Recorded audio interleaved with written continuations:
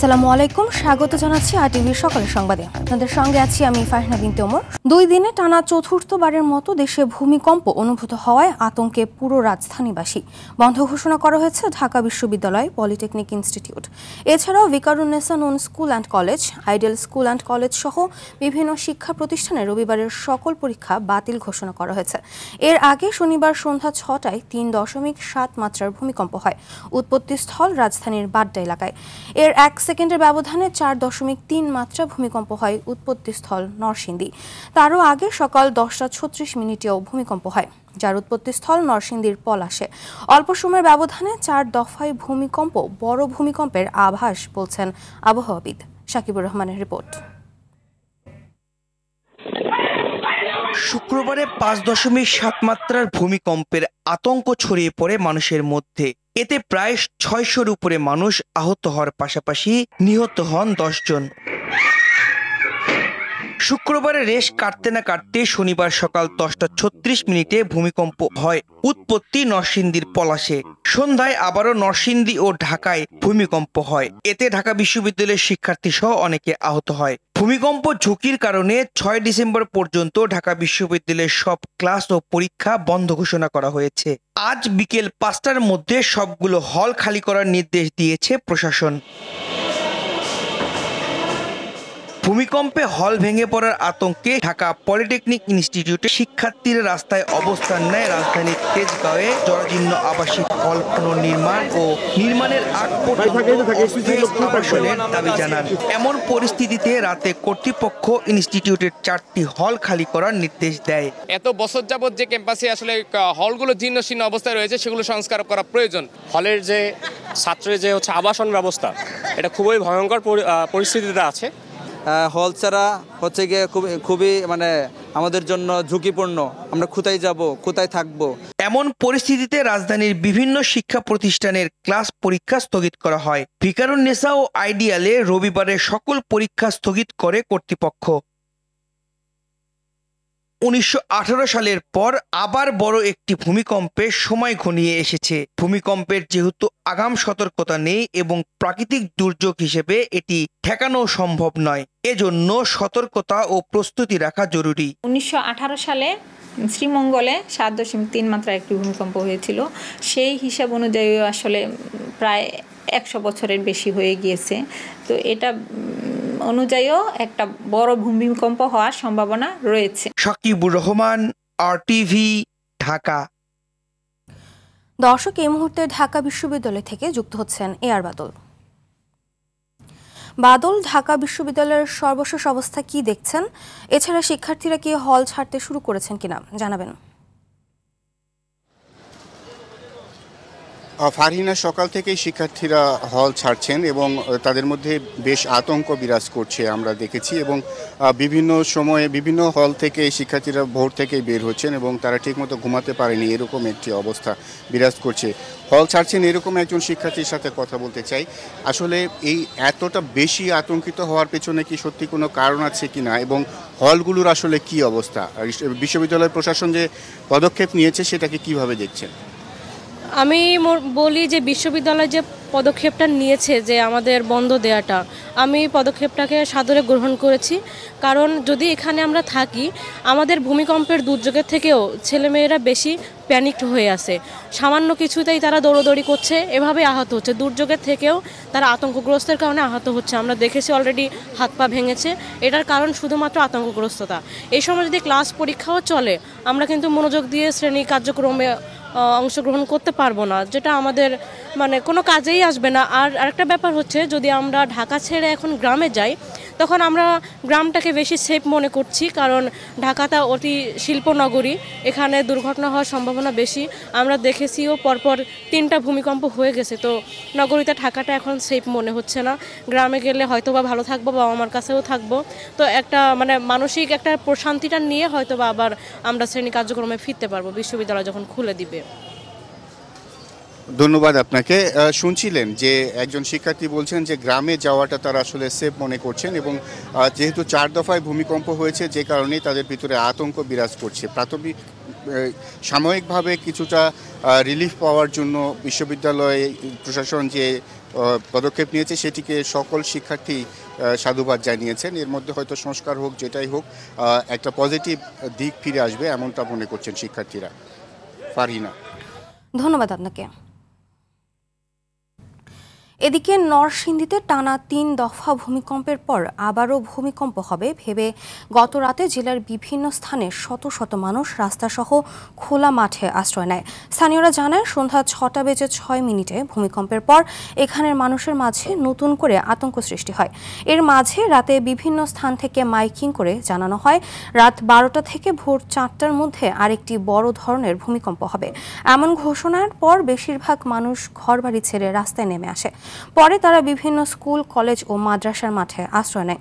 এদিকে প্রশাসন কর্মকর্তারা জানায় একটি মহল গুজব ছড়িয়ে সবার মাঝে আতঙ্ক সৃষ্টি করায় এমন ঘটনা ঘটে। পরে প্রশাসনের পক্ষ থেকে মাইকিং করে গুজব প্রতিরোধ করা হয়। 12টার পরে বলে বড় ভূমিকম্প। ঘন্টা 2-1 যাবৎ এখানে শিল্পাঞ্চল কলেজ মাঠে উপস্থিত আছি। আমাদের সবার মনে একটা আতঙ্ক, আমরা ভয় পাইতেছি কখন যেন আবার এই ভূমিকম্প শুরু হয়। এখন ভূমিকম্পের আতঙ্কে অনেক মানুষ এলাকাবাসী বলতেছে গেটটা খুলে দিতে, তার জন্য আমি 10:30টার সময় গেটটা খুলে দিছি। ভূমিকম্প যখন সংঘটিত হয় তখন আতঙ্কগ্রস্ত না হয় আমরা যেন নিরাপদ অবস্থানে যেতে পারি এবং নিজেদেরকে রক্ষা করতে পারি, নিজের পরিবারকে রক্ষা করতে পারি, সেই ধরনের নির্দেশনা সরকার থেকে দেওয়া হয়েছে। ভূমিকম্পের আতঙ্ক নিয়ে আরও জানাতে নরসিংদী থেকে সরাসরি যুক্ত হচ্ছেন সহকর্মী নূরে আলম রনিং।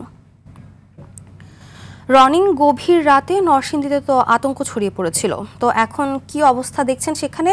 একটু কি স্বাভাবিক হতে পেরেছেন সবাই, নাকি এখনো ভয় কাজ করছে, জানাবেন। জি ফারহিনা, আপনাকে ধন্যবাদ। আপনি যেমনটা জানেন যে নরসিংদীতে এই 3 দফা যে ভূমিকম্প হয় সেই ভূমিকম্পের কারণে কিন্তু নরসিংদীর মানুষের মধ্যে একটি চরম আতঙ্ক বিরাজ করছে। বিশেষ করে গতকালকে রাত 6:06 যে ভূমিকম্প হয় এরপরে কিন্তু আরও বেশি আতঙ্ক বেড়ে যায়। এখানকার মানুষজন কিন্তু তখন দৌড়াদৌড়ি করে ছোটাছুটি করে অনেকে আহত হয়েছে। এবং আমরা যেমনটা দেখেছি যে গতকালকে রাত্রে একটি গুজবও ছড়িয়েছিল যে রাত নাগাদ আরো বড় ধরনের ভূমিকম্প হবে। এই আতঙ্কে কিন্তু অনেকে বাসাবাড়ি ছেড়ে তারা মাঠে ময়দানে স্কুল কলেজে আশ্রয় নিয়েছিল এবং গভীর রাত পর্যন্ত ছিল তারা। পরে এক পর্যায়ে প্রশাসনের লোকেরা কিন্তু এসে তাদেরকে আশ্বস্ত করে পরে তাদেরকে বাসাবাড়িতে ফেরত পাঠিয়েছিল। তো এই যে বলা যায় যে একের পর এক ভূমিকম্প, সেই ভূমিকম্পের কারণে কিন্তু নরসিংদীর মানুষের মধ্যে একটি চরম আতঙ্ক বিরাজ করছে। আমরা যেমনটা দেখেছি যে গতকালকের ভূমিকম্পের কারণে কিন্তু জেলার বেশ কয়েকটি ভবনে নতুন করে ফাটল দেখা দিয়েছে। এবং আমি আমার পিছনে যে ভবনটি আপনাকে যদি দেখাই, এই ভবনটি গত শুক্রবারে যে ভূমিকম্প হয়েছিল সেটির কারণে কিন্তু এই ভবন দুটো হেলে পড়েছিল। এক অংশ হেলে পড়ার কারণে কিন্তু এটি কাইত হয়ে পড়েছিল এবং গতকালকে যে ভূমিকম্পটি হয়েছিল এই কারণে কিন্তু আরো কিছু অংশ এই ভবনটি হেলে পড়েছে এবং আপনারা দেখতে পাচ্ছেন যে দুটি ভবন একসাথে লেগে রয়েছে। এটি আসলে ভূমিকম্পের কারণে হয়েছে। এবং আমরা গতকালকে যখন এখানে ভূমিকম্পের সৃষ্টি হয় তখন কিন্তু উপজেলা নির্বাহী কর্মকর্তা এখানে এসেছেন, এই ভবনটি পরিদর্শন করেছেন এবং ফায়ার সার্ভিসের কর্মকর্তারা এখানে এসেছেন এবং বাড়িওয়ালাদেরকে বলে দিয়েছেন যে এখানে যারা ভাড়াটিয়া থাকছেন তাদেরকে যেন অন্যত্র সরে যায় এবং এটি আসলে ঝুঁকিপূর্ণ করবে কিনা তারা এটি পরবর্তীতে সিদ্ধান্ত নেবে। এবং বলে রাখছি যে শুধু এখানে নয়, বিভিন্ন শিক্ষা প্রতিষ্ঠানও কিন্তু ফাটলের দেখা দিয়েছে। বিশেষ করে পলাশ শিল্পাঞ্চল বিশ্ববিদ্যালয়ে আমি দেখেছি সেখানে 1, 2, 3 তলা ভবনগুলো বেশ কয়েক স্থানে বড় বড় ফাটল দেখা দিয়েছে এবং ঝুঁকিপূর্ণ অবস্থায় রয়েছে। তো এখন বলা যায় যে চরম আতঙ্ক এবং মধ্যে দিন পার করতে হচ্ছে এই নরসিংদীবাসীদেরকে। কখন জানি আবারও সেই ভয়াবহ ভূমিকম্পের শিকারে পড়তে হয় তাদের। তো এই ছিল আমার কাছে নরসিংদী থেকে ভূমিকম্পের সর্বশেষ পরিস্থিতি। ধন্যবাদ আপনাকে। দর্শক, ভূমিকম্পে মেট্রো রেলের 6টি স্টেশনের ফাটল ধরেছে। রাজধানীর কারওয়ান বাজার ও বিজয় সরণি মেট্রো স্টেশনের বৈদ্যুতিক সাব স্টেশন কক্ষের ফ্লোরে ফাটলের খবর পাওয়া গেছে। ফাটলের খবর জানাতে রাজধানীর কারওয়ান বাজার মেট্রো স্টেশনে আছেন আমাদের সহকর্মী রাকিব হাসান। আমরা সরাসরি যুক্ত হচ্ছি তার সাথে।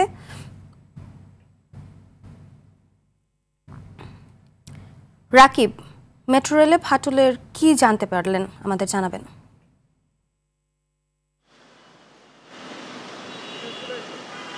ফারিনা, শুক্রবারের ভয়াবহ ভূমিকম্পে 5.7 যে ভূমিকম্প হয়েছিল তাতে কিন্তু জানেন যে ধরনের ক্ষয়ক্ষতি হয়েছে। কিন্তু আমরা দেখতে পাচ্ছি যে মেট্রো রেলের 6টি স্টেশনে কিন্তু ফাটল ধরা পড়েছে। আমরা এখন আছি কারণ বাজার মেট্রো রেলের সামনে।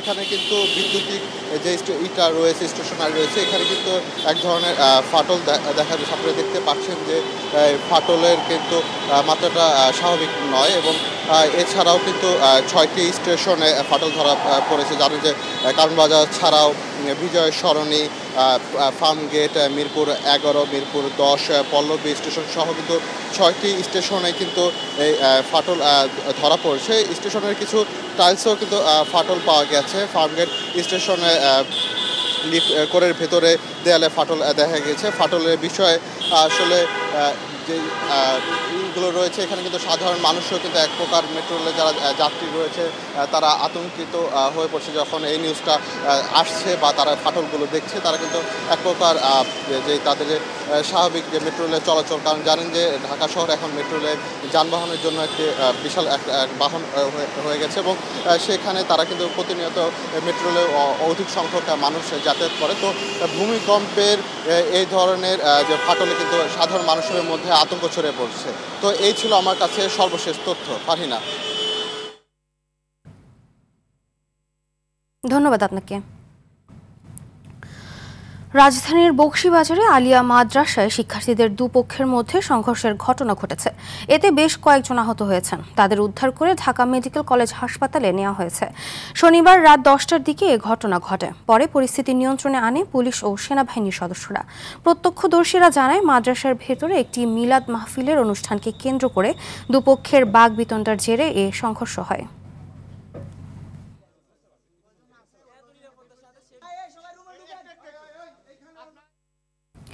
আওয়ামী লীগ শাসনামলে টিএফআই জেআইসি সেলে গুম নির্যাতনের অভিযোগে মানবতাবিরোধী অপরাধের 2 মামলায় ক্ষমতাচ্যুত প্রধানমন্ত্রী শেখ হাসিনা সহ সাবেক বর্তমান সেনা কর্মকর্তাদের শুনানির দিন আজ। বিচারপতি গোলাম মর্তজা মজুমদারের নেতৃত্বাধীন 3 সদস্যের ট্রাইব্যুনালে গ্রেফতার 13 সেনা কর্মকর্তাকে সকালে হাজির করা হবে। এর আগে গত 22 অক্টোবর গুমের 2 মামলায় 13 সেনা কর্মকর্তাকে ট্রাইব্যুনালে হাজির করা হয়। শুনানি শেষে তাদের গ্রেফতার দেখিয়ে কারাগারে পাঠানোর আদেশ দেন আদালত।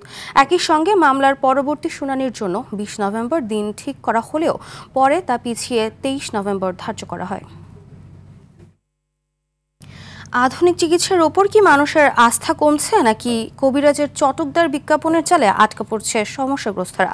বিশেষজ্ঞরা বলছেন চিকিৎসায় অপ্রয়োজনীয় ব্যয়, কুসংস্কারের শিকল ছিঁড়ে বের হতে পারছে না সরল মানুষ। সামাজিক অবক্ষয়ের কারণে মানুষ পারিবারিক সমস্যা নিয়ে কবিরাজের দ্বারস্থ হয় বলে মনে করেন অপরাধ বিশেষজ্ঞরা। কবিরাজি প্রতারণা নিয়ে সাকিবুর রহমানের ধারাবাহিকের আজ দেখুন শেষ পর্ব।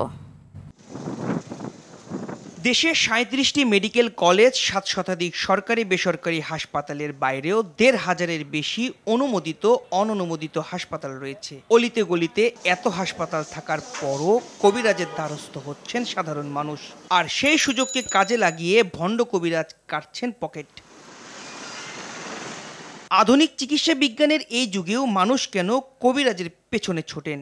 এই চিকিৎসায় আদেও সুস্থ হওয়া কি সম্ভব? উত্তর না থাকলেও ব্যক্তিগত সমস্যার সমাধানে এই পথে ছুটছেন বিভিন্ন বয়সী নারী পুরুষেরা।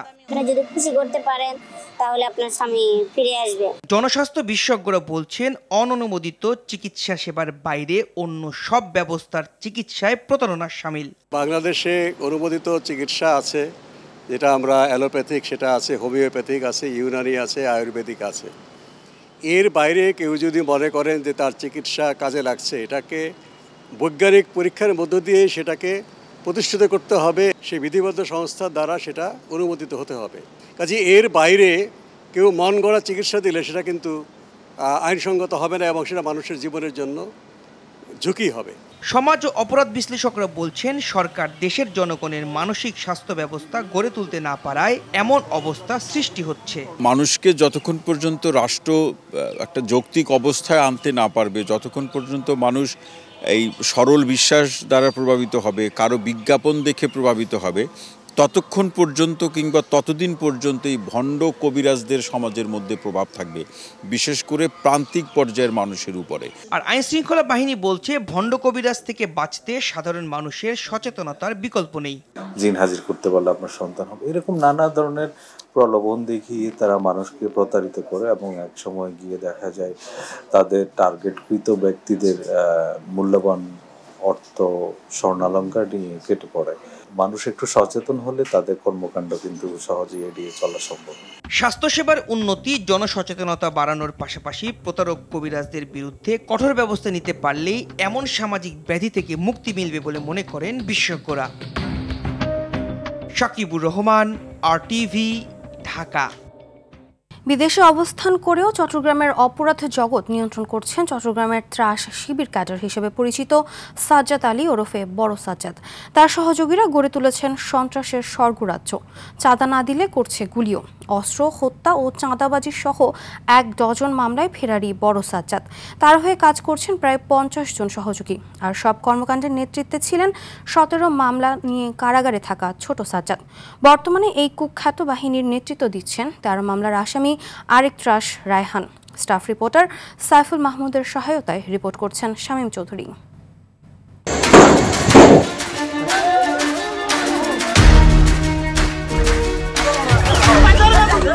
চট্টগ্রামের সাজ্জাদ বাহিনীর নির্মমতা যেন সিনেমার চিত্রনাট্যকেও হার মানায়। খুন, চাঁদাবাজি, দখলদারিত্ব, এলাকায় আধিপত্য বিস্তার সহ নানা অপরাধ কর্মকাণ্ড চালিয়ে যাচ্ছে এই বাহিনী।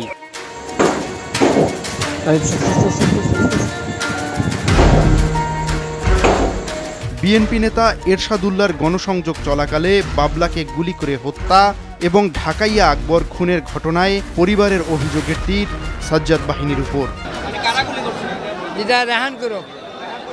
3 দিন আগে বলছে সাজ্জাদ, বড় সাজ্জাদ, আমার ছেলে সরোয়ারকে, সরোয়ার তুমি কিছু খাবার চাইলে খেয়ে এলো, তোমার সময় শেষ। চলতি বছরের 15 মার্চ ঢাকা থেকে ধরা পড়ে ছোট সাজ্জাদ। চট্টগ্রামের এই ত্রাসকে ছাড়িয়ে আনতে বান্ডিল বান্ডিল টাকা ছিটানোর কথা বলে ফেসবুকে ভিডিও পোস্ট করে স্ত্রী তামান্না শারমিন। আপনারা যারা ভাবতেছেন আমার জামাই অ্যারেস্ট হয়েছে আর কোনোদিন বের হবে না, ওদের জন্য 1 বালতি সমবেদনা। আমরা কারে কারে বান্ডিল বান্ডিল টাকা ছেড়ে আমার জামাইকে নিয়ে আসবো।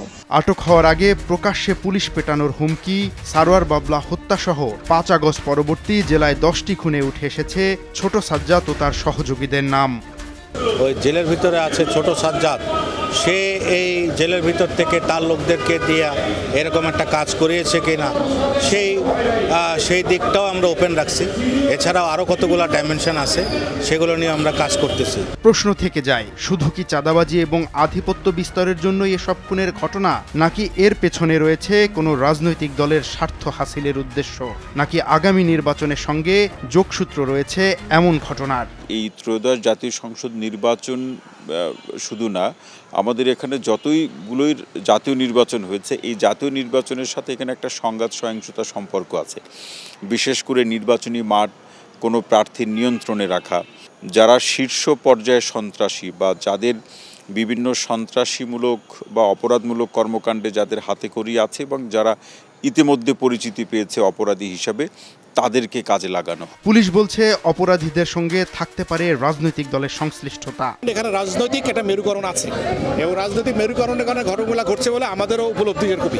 অভিযোগ আছে 2000 সালের 8 মার্ডারের মূল হোতা শিবির ক্যাডার হিসেবে পরিচিত বড় সাজ্জাদের নির্দেশেই চট্টগ্রামে চলছে খুন, চাঁদাবাজি আর ত্রাসের রাজত্ব। আর এদের যে দলের যে প্রধান, সেগুলো তো কেউ বিদেশে আছে, কেউ জেলের ভিতরে আছে, ছত্রভঙ্গ অবস্থায় আছে।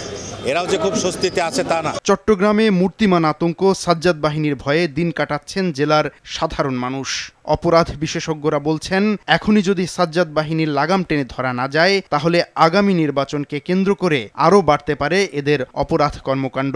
অপরাধমূলক পরিকল্পনাকে সামনে রেখে আধিপত্য বিস্তার এবং নির্বাচনকে প্রভাবিত করারই একটা অংশ হিসাবে আমরা মনে করি। শামীম চৌধুরী, RTV।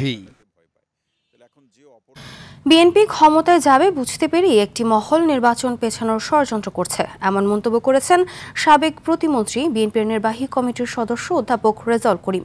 বলেন, মানুষের সুখে দুঃখে যাকে কাছে পাবে তাদের দেখতে চান এলাকাবাসী। সোনারগাঁয়ে কোনো চাঁদাবাজ সন্ত্রাসের স্থান হবে না বলেও জানান তিনি। অনুষ্ঠানে নারায়ণগঞ্জ ৩ আসনে বিএনপির ঘোষিত প্রার্থী পরিবর্তনের দাবি তুলেন বক্তারা। কাঁচপুর এলাকায় অনুষ্ঠানে দলটির ৩১ দফা প্রচার ও মানবিক রাষ্ট্র গঠনের লক্ষ্যে জনসভা ও র্যালি করেন তারা। অনুষ্ঠানে বিএনপির মনোনয়ন প্রত্যাশী আলিউর রহমান আপেল, ওয়াহিদ বিন ইমতিয়াজ বকুল, খন্দকার আবু জাফর সহ অনেকে উপস্থিত ছিলেন।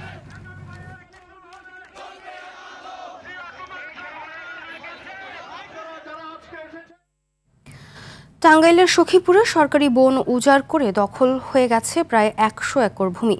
বনের গাছ কেটে তৈরি করা হচ্ছে ফসলি জমি। ভূমি দখল ঠেকাতে প্রায় ৯৬০ একর বন জুড়ে ইকো পার্ক নির্মাণের ঘোষণা দেওয়া হলেও বাস্তবায়ন হয়নি ৫.৫ বছরেও। এতে বন্যপ্রাণীর নিবাস সংকটের পাশাপাশি বিনষ্ট হচ্ছে পরিবেশের ভারসাম্য। টাঙ্গাইল প্রতিনিধি কামাল হোসেনের পাঠানো তথ্যচিত্রে বিস্তারিত জানাচ্ছেন সাকিব আল হাসান। কয়েক বছরের ব্যবধানে টাঙ্গাইলের সখীপুর উপজেলার যাদবপুরের এই গজারি বনের আয়তন কমেছে প্রায় ১০০ একর। নলুয়া ও ঘেছুয়া মৌজাসহ প্রায় ৫টি মৌজার বিস্তৃত এই বনভূমির আয়তন ছিল প্রায় ৬৯০ একর, যা বর্তমানে দাঁড়িয়েছে ৫৯০ একরে। স্থানীয় প্রভাবশালীদের ছত্রছায়ায় প্রথমে কাটা হচ্ছে বনের গাছ, পরে এসব ফাঁকা স্থানের মাটি কেটে আরেকটি শ্রেণী তৈরি করছে ফসলি জমি। ২০২০ সালে ৬৯০ একর বনভূমি নিয়ে নলুয়া ইকো পার্ক নামে একটি পার্ক নির্মাণের ঘোষণা দেয় তৎকালীন সরকার। সংশ্লিষ্ট দপ্তরে মৌজার সিটম্যাপও জমা দেওয়া হয়, কিন্তু ৫.৫ বছরেও দৃশ্যমান কোনো অগ্রগতি নেই পার্কটির। দ্রুত পার্কটির কার্যক্রম চালুর দাবি এলাকাবাসীর। অনেকদিন যাবৎ শুনতে পাচ্ছি যে এখানে একটা ইকো পার্ক হবে, আনন্দ বিনোদনের একটা ব্যবস্থা হবে, তো সেই আশায় আমরা বুক বেঁধে আছি, কিন্তু এখন পর্যন্ত কোনো অগ্রগতি আমরা পাচ্ছি না। হইলে বলে এলাকার উন্নত হইতো, এলাকার একটা সুনাম হইতো, অনেক ভালো একটা কাজ হইতো। সাইনবোর্ড দিয়ে রাখছে, এটাই আমরা জানি। ইকো পার্ক হবে কিনা তাও আমরা সঠিক বলতে পারতাছি। বনভূমি কমে যাওয়ায় পার্কটি নিয়ে জটিলতা সৃষ্টি হয়েছে বলছেন এই বিভাগীয় বন কর্মকর্তা। এখন যেহেতু পরিবর্তিত পরিস্থিতিতে সেটি অনুমোদিত হয়নি, আমরা আবার চেষ্টা করছি সেটার নলুয়া ইকো পার্ক জন্য আবার ঘোষণা করা যায়। প্রাকৃতিক পরিবেশে বিনোদন এবং প্রকৃতি সম্পর্কে জ্ঞান অর্জনের লক্ষ্যে সব ধরনের জটিলতা কাটিয়ে দ্রুত চালু হবে ইকো পার্ক, এমনটি প্রত্যাশা স্থানীয়দের। সাকিব আল হাসান, RTV। অনুষ্ঠিত হলো প্রাইম ইউনিভার্সিটির ৩য় সমাবর্তন। সেখানে ৭,২৮৯ জন গ্র্যাজুয়েটকে ডিগ্রি প্রদান এবং কৃতিত্বপূর্ণ ফলাফলের স্বীকৃতি স্বরূপ ২১ জন গ্র্যাজুয়েটকে পদক প্রদান করা হয়। বাংলাদেশ চীন মৈত্রী সম্মেলন কেন্দ্রে প্রাথমিক ও গণশিক্ষা উপদেষ্টা অধ্যাপক ডাক্তার বিধান রঞ্জন রায় পোদ্দার সভাপতিত্বে বক্তব্য রাখেন ইঞ্জিনিয়ারিং অনুষদের ডিন অধ্যাপক doctor M Shamsul Alam, board of ট্রাস্টিজের চেয়ারম্যান আনোয়ার কামাল পাশা, উপাচার্য প্রফেসর ডক্টর কাজী দিন মোহাম্মদ খসরু এবং উপাচার্য ও কোষাধ্যক্ষ professor doctor Abdur Rahman.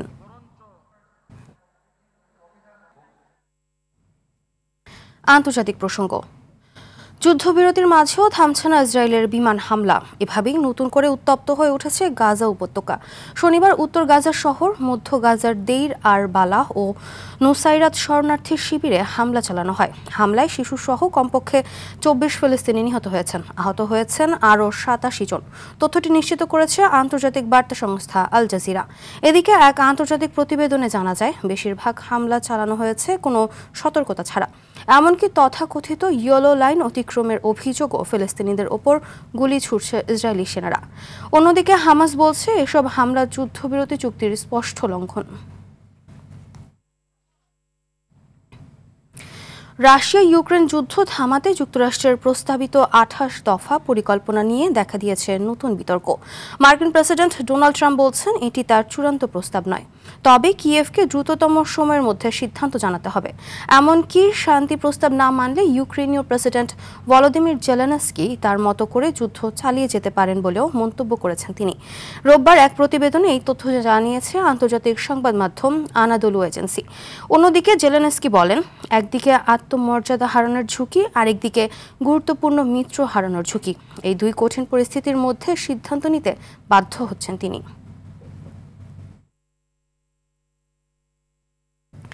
Asia cup rising star চ্যাম্পিয়নশিপের ফাইনালে আজ পাকিস্তান শাহিনসের মুখোমুখি হবে বাংলাদেশ এ দল। কাতারের ওয়েস্টল্যান্ড পার্ক ইন্টারন্যাশনাল ক্রিকেট স্টেডিয়ামে ম্যাচটি শুরু হবে রাত 8:30টায়। এবারের আসরের শুরুটা দুর্দান্ত করে বাংলাদেশ। ওপেনার হাবিবুর রহমান সোহানের রেকর্ড সেঞ্চুরিতে নিজেদের প্রথম ম্যাচে হংকংকে 8 উইকেটে হারানোর পর দ্বিতীয় ম্যাচে আফগানিস্তানকে একই ব্যবধানে হারায় আকবর আলীর দল। গ্রুপ পর্বের শেষ ম্যাচে শ্রীলঙ্কার কাছে হেরেও রান রেটে এগিয়ে থাকায় গ্রুপ সেরা হয়েই সেমিফাইনাল নিশ্চিত হয় বাংলাদেশের। এরপর সেমিফাইনালে ভারতের বিপক্ষে রুদ্ধশ্বাস ম্যাচে জয়ের পর পূর্ণ আত্মবিশ্বাস নিয়ে ফাইনাল খেলতে নামবে বাংলাদেশ এ দল।